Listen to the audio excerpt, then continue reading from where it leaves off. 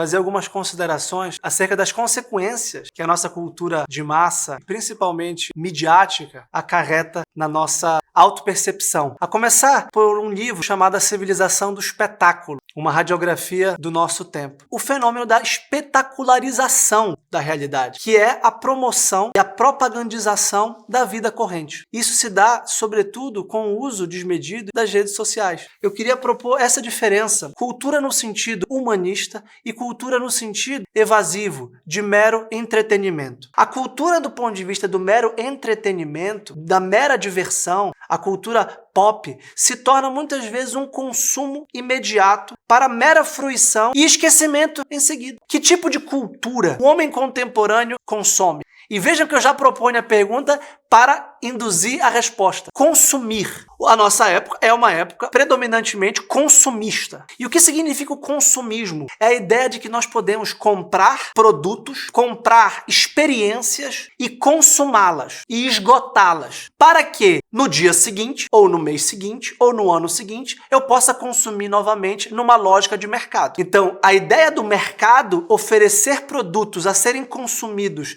que logo se obsoletizam, que logo se esquecem e se preterem em proveito de novos produtos. A lógica do consumismo é exatamente que eu continuo comprando e que eu esqueça que eu já comprei em nome de novos e assim por diante. Então, essa obsoletização constante gera uma ideia de descartabilidade das coisas, que pertence à lógica mercadológica do consumo, que pertence à lógica econômica da indústria. Eu preciso trocar, eu preciso inovar, eu preciso modernizar. Agora, o Zygmunt Bauman, que foi o sociólogo a quem eu me referi na aula passada, percebe que a lógica do consumo é projetada nas relações sociais descartáveis, substituíveis. E a lógica de que eu preciso inovar, melhorar, modernizar, experimentar, e eu vou então consumir outras pessoas, outros amigos, outras esposas, outros maridos, outros namorados, e eu vou buscar sempre esse frenesi do novo, do diferente. E claro que o resultado dessa cultura do espetáculo consumista, da descartabilidade, é a total alienação. No sentido que eu me referi também na aula passada, que é não ter um núcleo, não ter um eixo de gravitação existencial sobre o qual a órbita da existência se dá. Então, se perde por completo a estrutura. E essa cultura do espetáculo também se dá no nível da informação, que hoje certamente é uma das características mais proeminentes da nossa época. Nós vivemos num mundo de informação do dia. O nome disso é jornalismo. Nós vivemos presos ao hoje, ao dia, ao jour. Jornalismo vem da palavra francesa jour. Nós queremos saber o que acontece hoje. Isso gera uma prisão no agora. É quando nós nos sentimos completamente escravizados pelo hoje. E as coisas não têm duração, não têm permanência, não têm um mínimo de estabilidade ontológica. E nós ficamos embriagados com a notícia do dia. E nós queremos nos noticiar diariamente. Nós agora somos produtores das notícias. Nós agora criamos notícias, espetacularizamos o nosso cotidiano e precisamos amanhã fazer de novo. Veja, o mecanismo da inspiração de um post de story é exatamente eloquente nesse sentido. 24 horas ele expira, ele desaparece. Isso mostra exatamente essa dimensão líquida do tempo, da experiência. E nós ficamos completamente perdidos nesse mar de informações. Então, o resultado da informação constante, recorrente, incessante é a obstrução da inteligência.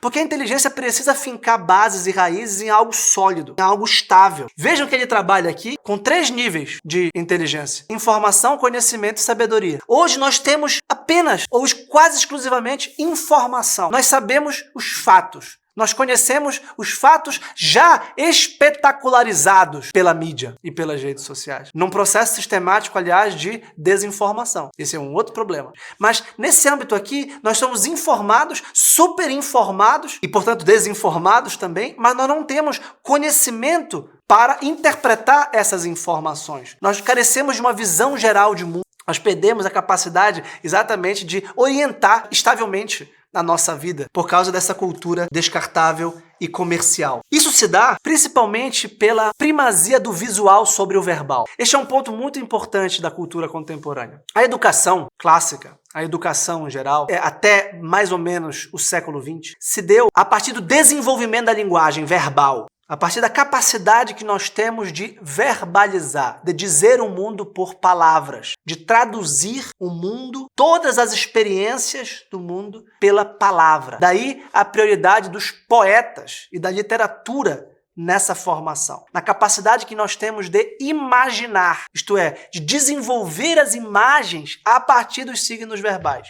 O que aconteceu no século XX com a ascensão dos meios de comunicação de massa visual, com a ascensão principalmente da televisão, do cinema e agora principalmente dos celulares, é uma saturação de imagens, progressivamente e proporcionalmente a uma decadência verbal. De modo que os meus alunos universitários, aprovados nos melhores vestibulares da cidade, isso vale certamente para o Brasil inteiro, não têm capacidade verbal. Não têm capacidade de escrever uma dissertação de 30 páginas sem cometer um erro a cada linha. Mas não é só o erro gramatical do ponto de vista formal que está em jogo, é a perda da capacidade racional e especulativa de usar o pensamento na sua modalidade verbal. Porque estão expostos constantemente, desde a infância, a telas e a imagens. E essas imagens os privou da capacidade da imaginação. É isso que é interessante. A saturação de imagens torna a pessoa menos imaginativa, ao passo que a multiplicação do vocabulário dado pela literatura torna a pessoa exatamente capaz de articular as palavras. E isso se esvaziou por completo no nosso mundo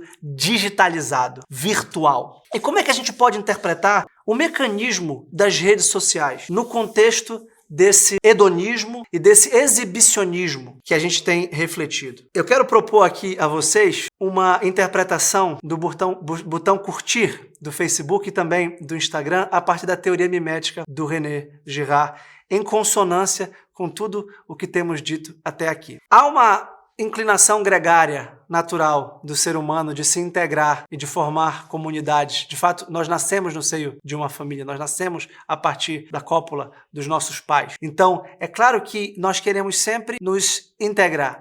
E essa integração se dá por imitação. Nós aprendemos a falar imitando. Nós aprendemos a andar imitando. Nós somos seres eminentemente miméticos, que desejamos o que os outros nos fazem desejar. Então, se você pensar no mecanismo da propaganda política ou comercial, nós sempre temos modelos que consomem objetos ou que votam em determinados partidos ou candidatos que nos inspiram a segui-los. Esse é um mecanismo muito básico da moda, por exemplo, e da propaganda em geral. Todo desejo para o Girard é mimético. Todo desejo é inspirado num modelo. E esse modelo pode ser invejado se eu quiser ocupar o seu espaço. Nós invejamos. Normalmente, um misto entre admiração, emulação e inveja. Se pudéssemos, ocuparíamos o lugar dele. E concorrência e rivalidade. Um imita o outro. Um critica o outro. Um quer estar no lugar do outro. Um quer estar ostentando mais do que o outro o que possui. Vejam como a lógica do consumismo, a que eu me referi ainda há pouco, se complementa com o exibicionismo das redes sociais. Eu preciso, é claro, postar e apresentar aos outros o que eu tenho, o que eu compro, quem eu sou, onde eu estou, o que eu faço, as experiências de prazer que eu estou tendo no restaurante, na viagem. Repito, o ímpeto originário é gregário, é positivo. Porque eu estou compartilhando uma coisa boa, eu gostaria que os outros também estivessem. O vício, porém, é a vaidade e o orgulho que isso acarreta. Porque inveja e orgulho são os dois vícios miméticos por excelência. A inveja é querer estar no lugar do outro, querer ocupar o lugar do outro, e o orgulho é querer ser invejado. O orgulho, a vaidade, é querer que me cobicem, é querer que me desejem, é querer que queiram estar no meu lugar, no meu papel, onde eu estou. E o que é as redes sociais, senão a recorrente curtição? E eu, quando interpretei este fenômeno há algum tempo atrás, no meu livro, A Crise da Cultura e a Ordem do Amor, eu notei que a palavra like, em inglês, é tanto gostar como a preposição como. Então eu posso dizer I like you, eu gosto de você, e eu posso dizer também I'm like you, eu sou como você. E quando a gente dá um like numa postagem qualquer, a gente gosta, apoia, mas a gente também emula, a gente também compartilha, a gente também quer participar do que está acontecendo. Então existe uma uma simbiose entre o aprovar e o compartilhar e o imitar. E por isso, se vocês perceberem, claro, isso aqui não precisa de nenhuma análise mais profunda, tá? Que as redes sociais são uma cadeia mimética interminável.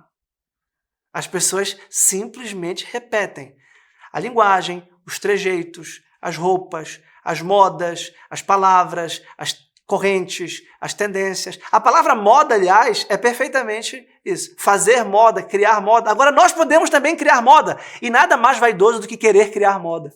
Nada mais vaidoso do que querer ser imitado. Querer ser cobiçado. Querer ser compartilhado. Querer ser seguido. É exatamente isso que o Girard está dizendo. Nós queremos agora ser seguidos. Eu cheguei com um amigo que tinha 30 seguidores. Eu falei, tu tem 30 seguidores? Ele falou, são 30 seguidores, são as pessoas que eu conheço, é minha família, eu não quero mais. É privado, é fechado. Eu não estou postando para ninguém além do que as 30 pessoas com quem eu convivo.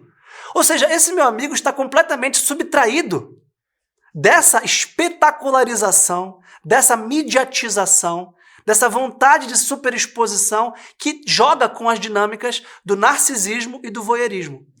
O narcisismo é querer se expor, é querer se apresentar vaidosamente a todos, a todo momento. E é ter a sua imagem exterior projetada da forma a mais bela possível, com todos os filtros possíveis e imaginários, para que os outros curtem, comentem e multipliquem os meus seguidores e os meus admiradores. O voyeurismo é a contraparte necessária do narcisismo. É querer ver os outros, é querer invadir, claro que com o consentimento deles, a vida privada das pessoas. O grande filme do Hitchcock, A Janela Indiscreta, não depende mais da invasão de uma câmera pela janela. As próprias pessoas se exibem. Eu não preciso mais de uma câmera com lente de aumento, com zoom, para invadir a sua casa, o seu quarto. Você tira foto da sua casa, do seu quarto. O seu narcisismo sacia o meu voyeurismo. O meu voyeurismo patrocina e promove o seu narcisismo. E com isso, a gente fica com uma sociedade narcísica e voyeurista que se exibe e que se intromete na vida do outro, e a intimidade de fato. E a interioridade se perde. Nós não temos mais intimidade, nós destruímos a nossa intimidade. Nós alienamos a nossa intimidade. Alienar aqui no duplo sentido, não só de vender, porque isso pode ter um preço, você pode ganhar dinheiro também com isso, mas você renunciou a ela, você entregou a sua intimidade. E o que se perdeu? A interioridade, o que é próprio, o que é só meu, o que eu só entrego para quem eu quiser, a quem eu realmente achar que merece gozar da minha intimidade. E vejam, isso é uma crise que esvazia profundamente a personalidade humana. Porque a personalidade humana também tem uma interioridade que merece ser cultivada, que merece ser desenvolvida. E por isso, a cultura no sentido edificante, a que eu me referi no começo ao contrapô-la, a cultura de massa, a cultura pop, a cultura de entretenimento e de consumo, é uma cultura que nos interioriza. Se você não tiver um tempo de leitura diário, se você não tiver um tempo para escutar a boa música, a grande música, porque a boa música depende de algo que a gente não conhece mais. O silêncio, a introspecção, a reflexão, a paciência, a calma. Então, se você escuta uma sinfonia, como a terceira de Beethoven, você tem um movimento que demora 18 minutos para se resolver. Quem é que tem 18 minutos para esperar a resolução de um movimento musical? 18 minutos é uma eternidade para a geração apressada, imediatista.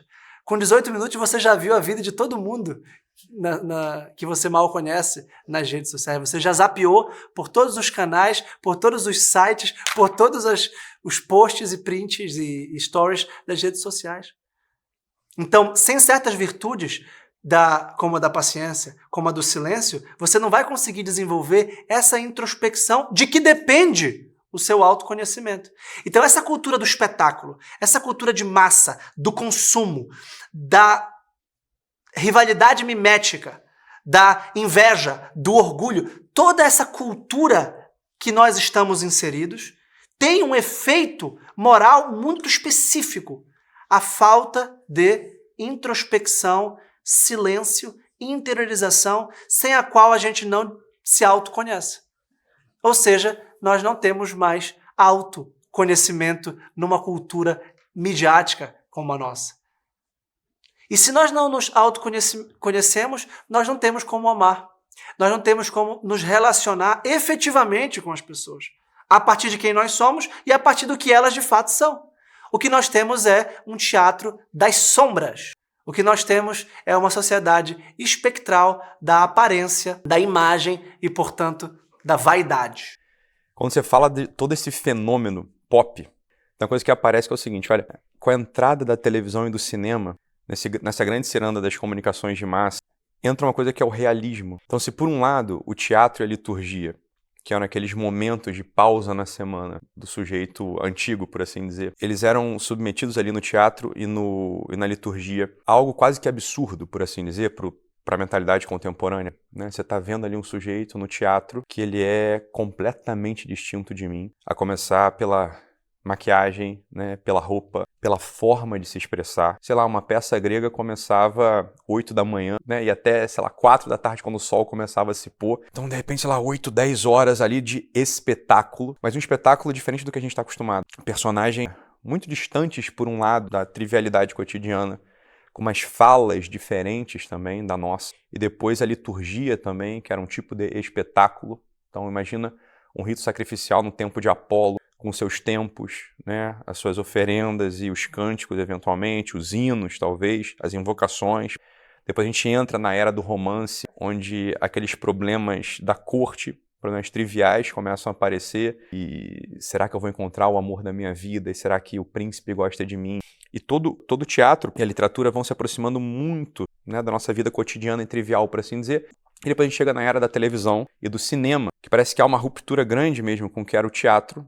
E por mais que uma história de cinema seja absurda, por exemplo, 007, vamos pegar aqui uma coisa trivial, né, da cultura pop. Ninguém vai pular da colina e vai entrar num Boeing caindo e vai voar, entrar no Boeing salvar. Não, isso não é realista. Eu falo, olha, a história pode não ser realista, mas o modo como ela está sendo filmada e contada, eu falo, é uma pessoa com um avião, são realidades que estão muito próximas de mim. Depois esse cinema, essa televisão, que era um grande ponto de entretenimento do homem, né, quer dizer, a pessoa parava já para assistir aquilo.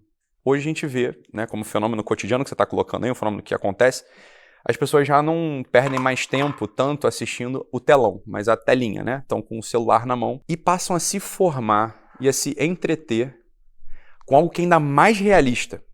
Então, olha, teatro, cinema e televisão, stories, né? Instagram, Facebook, feed. Para mim fica muito claro, olha, quando chega um paciente, ou chega uma pessoa, né, um sujeito com um drama espiritual, um drama intelectual, um drama filosófico, um drama, sei lá, cotidiano, né, das suas relações. Essa pessoa, em primeiro lugar, ela não tem uma coisa que é a hierarquia, né? Ela não tem mais claro na cabeça dela ou na alma dela quais são as possibilidades do homem. Um pouco por essa crise, uma parte dessa crise de sentido aparece por essa crise da formação, no fundo. Quer dizer, antes eu sabia mais ou menos quais eram as possibilidades do homem porque eu estava sendo exposto a uma formação que hoje a gente pode tomar como absurda, porque não realista. Porque não realista. Então aqui, olha, parece que de fato há, né, assim, ó, uma diminuição da possibilidade do homem conhecer quais são as suas possibilidades superiores. Uma parte dessas neuroses, uma parte dos sofrimentos, aparecem porque o homem está olhando para outros homens e toda aquela coisa que o Girard ensina para a gente se torna, isso que você falou, um grande círculo de vaidade e de orgulho somente. Numa sociedade como a nossa hoje, onde há uma tendência ao realismo no grande aspecto da formação e da cultura. Se, por um lado, o realismo ele é importante para que a gente esteja inscrito na realidade, no sentido de que, bem, eu tenho que olhar a realidade, o que a realidade me mostra. É verdade, mas a realidade ela não é só isso, só esse aspecto material, trivial, cotidiano. A realidade ela é muito superior e ampla. E se o terapeuta não tem isso na cabeça, se ele acha que realidade é necessidade fisiológica, vamos botar assim, né? Realidade é, tenho que pagar boleto. Realidade é, tenho que, sei lá, ir ao banheiro, defecar, comer, tenho que... Assim, isso é uma parte da realidade, mas e as outras partes da realidade? Sobretudo que entram na gente de um modo da forma, que só a arte pode comunicar pra gente, né? Porque se o meu olho, ele captura essas narrativas cotidianas, triviais mesmo, né? Quer dizer, você tem aí carne, osso, etc, etc. Mas e as coisas fantásticas?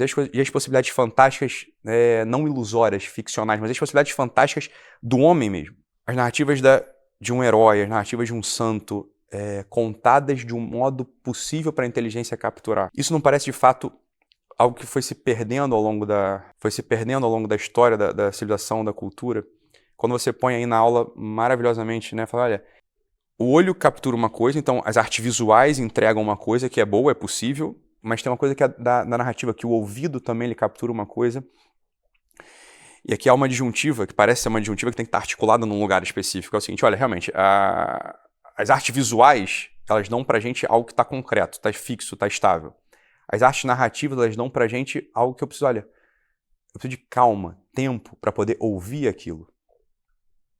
E existe, claro, né, uma poesia muito antiga, né, século XIII, que fala pra gente, ó, sed audito solo tuto creditor. Né, quer dizer, eu preciso ouvir para acreditar. Né, tem uma coisa que foi se perdendo, essa aposta no visual, no imediato, no feed, no story, pá. Isso, por um lado, amplia uma instalação no mundo, mas, por outro lado, diminui uma ascendência, uma possibilidade de ascender. Então, realmente, as artes visuais me parece que dão uma possibilidade de você estar ampliado num eixo horizontal. Mas o eixo vertical, que é o eixo, claro, né, da vileza, da ascensão e da queda, isso parece estar muito diminuído. E deve haver uma articulação aí possível, né? Há uma articulação possível que se perde, e que se o terapeuta não está atento a isso, ele vai sempre apostar numa figura de homem diminuída, né? Sem dúvida. A história da cultura ocidental pode ser lida como a ascensão de um padrão realista de representação estética e uma crise desse padrão. E realismo pode ter duas acepções. Pode ser um realismo ligado ao idealismo, e o idealismo aqui não é a fuga do real em nome de algo abstrato ou algo mental, mas é a ascensão do real à sua consecução, à sua realização. Então, o ideal, quando a gente fala, eu tenho um ideal, isso é algo extremamente positivo. Quando a gente viu na aula passada sobre a perda dos ideais, a demissão dos ideais, a gente está preso nesse realismo que é mais um naturalismo e um prosaísmo. Então, a representação imagética nas redes sociais do que simplesmente acontece nos prende em possibilidades mínimas, muito diminuídas, muito rebaixadas, de pessoas prosaicas, de miméticos inferiores. Então, o gênero é um gênero cômico. É um gênero da basófia, da palhaçada, da bobagem.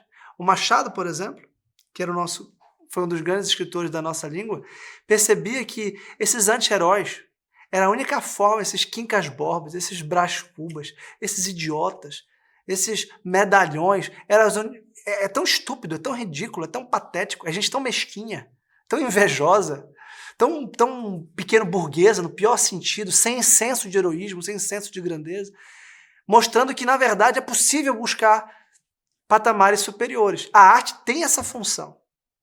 A grande arte tem essa função. Isso pode se dar no cinema. Isso pode se dar na fotografia. Isso pode se dar nas artes plásticas. Bem, tu mencionaste 3 dos maiores renascentistas, o Da Vinci, o Michelangelo e o Rafael, e eles eram realistas e idealistas. Porque a realidade que eles representavam esteticamente não se reduzia às formas materiais, mas também à forma espiritual. Portanto, não só ao horizonte, mas também ao vértice. Então, é claro que é necessário formação. Formação é a forma em ação. Forma, esse conceito filosófico tão importante, é a possibilidade de um ente. É o que estrutura um ente. E a matéria é a desordem, é a estrutura amorfa. Quando a matéria se conforma, ela ganha um ideal de excelência e de realização. E um dinamismo. Então a formação é uma dinâmica. Sem modelos miméticos, nobres, honrados, dignos, e sem representações desses modelos para aqueles que não tiveram a fortuna de conviver com eles, a gente não tem educação. E por isso, a gente vive uma antipaideia. A gente vive um mundo em que não há educação. Mas como não é possível não educar a próxima geração, não é possível não apresentar algum modelo, os modelos são os piores. Os modelos são esses heróis do Cazuza que morreram de overdose. E tu falaste do James Bond, 007, um heroísmo, a simbólica do heroísmo, a narrativa do herói ainda permanece em boa parte das narrativas, das novelas, dos cinemas, mas de uma forma relativamente cínica, de uma forma relativamente desdenhosa, de uma forma relativamente cômica, sem grandeza, sem... Isso, o Nietzsche percebeu muito isso também. Esses são os últimos homens do Nietzsche, que perderam as suas asas e rastejam pelo chão, apodrecendo tudo que roem. Então a gente é um conjunto de pessoas que perderam as asas e ficam corroendo e apodrecendo e tudo que rói. Então eu acho que a recuperação da educação estética, a recuperação da grande arte, a recuperação da literatura. E por que eu digo recuperação? Porque não tem nenhuma possibilidade de a arte contemporânea gerar alguma coisa de bom para a próxima geração. Por outro lado, a cultura tem essa grandeza que a gente não perdeu o que de bom já foi construído. Então, se você vai começar a estudar filosofia, você não deve não começar a não ser por Platão. Você não vai começar por Nietzsche, por exemplo. Não tem nenhum sentido começar pelo fim. Você quer estudar pintura, você vai começar pelo apogeu do representacionismo pictórico no Quattrocento e principalmente no Renascimento. Você vai começar por aí. Você vai estudar música, então você vai começar a estudar Bach. Então qualquer conservatório de música, qualquer, no mundo, tem Bach como princípio. Qualquer. Se você chega num conservatório e não tem Bach como princípio, tem alguma coisa de muito errado. Muito grave. Porque esse conservatório não está conservando nada e não vai fecundar absolutamente nada. Então, Platão na filosofia, Bach na música, Rafael na pintura, Pelé no futebol, todas as áreas vão ter os seus referentes. O rei Pelé vão ter os seus reis, o grande modelo, o grande paradigma ideal. Agora, Platão, Bach, Rafael e Pelé existiram. O Pelé está vivo. São seres humanos, vivos. E a cultura os perpetua. E perpetua a sua vitalidade cultural. Perpetua a possibilidade de renovação. A história da música é tão didática para isso, é que se você vê Bach, não era possível que houvesse continuidade. É tão grande, é tão alto. O que aconteceu? Vieram 15. Sabe por quê? Vieram 15 em 2 gerações, em 3 gerações no século XIX, porque eles aprenderam. Porque eles ouviram e falaram, dá para fazer isso? Então tá, então eu vou fazer isso e um pouquinho melhor, depois um pouquinho melhor, depois um pouquinho melhor. O Schubert seguia o Beethoven na rua. O Schubert tinha vergonha de falar com o Beethoven, considerava o Beethoven um rei, um deus. E muitos consideram que o Schubert chega ao nível do Beethoven. Está naquele nível. Isso é emulação positiva. Isso é mimesis positiva, de uma mediação externa, que não é vaidosa. Embora no mundo da música o Schumann fosse... Existem os vaidosos, né? Na verdade, o que está em jogo ali é uma forma superior de beleza, de perfeição, de moralidade, de comunicação. Um projeto de grandeza. Sem esse projeto de grandeza não há educação, não há cultura e a gente descende. A gente volta para o nível fisiológico. E o resultado social da animalização, eu estou antecipando um tema da próxima aula, é o caos social. É o caos social. É a total desintegração da sociedade. Um bando de animal no cio que não tem logos para se comunicar, para se ensinar e para aprender. Eu tenho alguma coisa para ensinar, tenho alguma coisa para aprender. Quando eu perco essa ideia, não, eu vou só aqui buscar o meu pequeno prazer, que vai concorrer com o teu pequeno prazer, e a gente vai litigar. Então, o resultado social dessa animalização é o caos total. Por isso que a justiça é uma virtude tão importante. E ela depende da prudência, da temperança, da fortaleza. Sim, e nesse grande campo, o risco dos modelos são 2. Né? Não ter modelos, que leva a isso tudo. Né? Você não tem um modelo claro que seja esteticamente apreciável ou moralmente válido, etc. Vai a isso, né? Você tem um risco de animalização. Vai passar a desejar aquilo que o outro deseja, e se aquilo que o outro deseja é algo vulgar, banal, etc., fala, olha, isso não é propriamente um desejo, por assim dizer. Né? E outro risco é uma cristalização nos modelos também, que é algo bastante perigoso. Né? Então, o iniciante, quando ouve isso tudo, ele não pode cair numa outra coisa que é o anacronismo. Então, olha, bom mesmo é bar, né?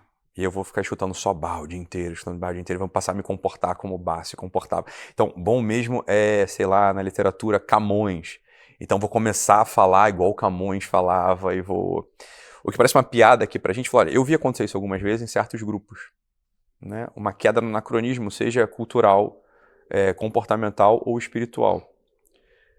A virtude aqui parece que está na articulação entre eu tenho modelos, mas eu sou eu, né? Um tupiniquim brasileiro do século XX, né? Inscrito numa certa família, num certo ambiente cultural, e a arte do viver está justamente em, sem perder os modelos, não se cristalizar neles, porque senão você vira uma caricatura também.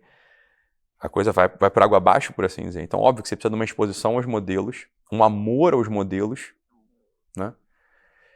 Mas sem a neurose de falar, olha, não, eu vou ser infeliz se eu não for exatamente, se eu não usar a gravata que ele usava, se eu não falar do jeito que ele fala.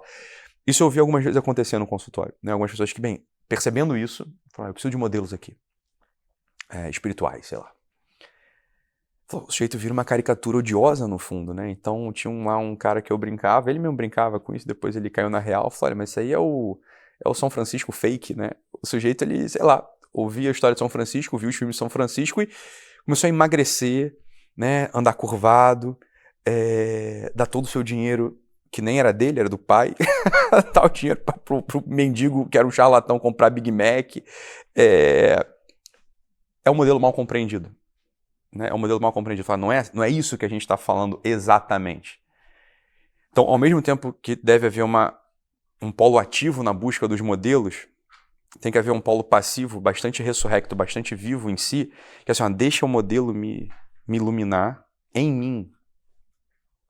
Fala, o amor aos modelos não faz com que a gente perca a nossa identidade, mas pelo contrário, com que a gente conheça ali os limites da expansão, né? Quais são os limites meus, né? Onde eu posso chegar, eu, um tupiniquim do século XX, com essas ideias na cabeça, com essa família, com essa cultura, onde eu posso chegar. É algo que tem que sempre estar atento. O terapeuta tem que estar atento, o jeito que ouve a gente aqui tem que estar atento. Né? Eu estou de perfeito acordo contigo. Uma das definições tuas que eu mais gosto é que vocação é chamado mais circunstâncias. E circunstâncias. É uma compreensão bem orteguiana. A gente não pode perder jamais de vista o nosso contexto, as nossas circunstâncias, as nossas contingências. Aí vem um erro muito grande de um certo positivismo, que é abstrair por completo a história. Tanto a história geral, quanto a história individual. Para esses que querem imitar Camões ou Barthes, precisamos lembrar que Camões foi altamente inovador a partir dos seus modelos, e Barthes foi absolutamente revolucionário a partir dos seus modelos. E que a grandeza está na dinâmica da imitação, e não no estático, não na cristalização como um leão empalhado, que não tem vida, sobretudo não tem vida, não tem dinamismo. E o dinamismo é exatamente a inovação a partir da perpetuação do que é rico, do que é estrutural. A história da música, do século XVII, XVIII ao XIX, é a história da riquíssima dinâmica de certas descobertas musicais, desde o Renascimento. Então você descobre uma possibilidade musical. Aí alguém vai, a partir dessa possibilidade, e a multiplica, e a aprofunda, e a dimensiona. Até você chegar a um primeiro modelo perfeito de fuga, de polifonia, com bar. Perfeito em muitos aspectos insuperáveis. Mas depois você não quer dizer que ele vai parar. Muito pelo contrário, você tem Mozart, Haydn, Beethoven, Schumann, Schubert, você tem o desenvolvimento até que tem uma crise. Aí sim, são dois extremos, eu concordo plenamente contigo. Achar que não há modelos, sempre há modelos. A questão é quem são eles. Essa é que é a questão. O homem maduro, o homem reflexivo, o homem refletido, ele elege livremente os seus modelos, a partir dos influxos que ele já teve. E o homem maduro acha que não tem modelos, vive numa lógica de autenticidade ilusória. Eu sou só eu só devo a mim, eu não tenho modelos. Isso também não cabe. E claro, lembrando que os modelos são idolatrados e divinizados.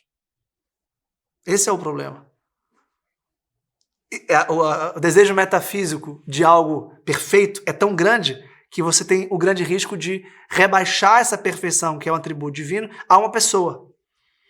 E com isso você a diviniza, você a idolatra. É um risco.